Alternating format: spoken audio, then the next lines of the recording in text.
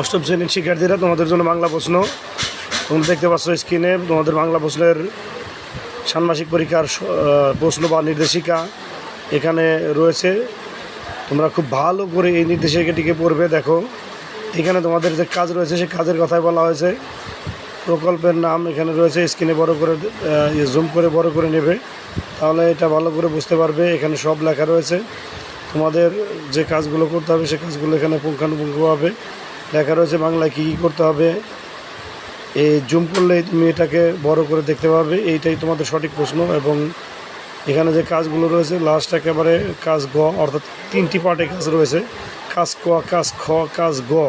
কাজ গয়ে 2টি কাজ, আবার এখানে লাস্টে দেখো 2টি পয়েন্টে এই কাজগুলো রয়েছে। এই কাজগুলো তোমাদেরকে করতে হবে।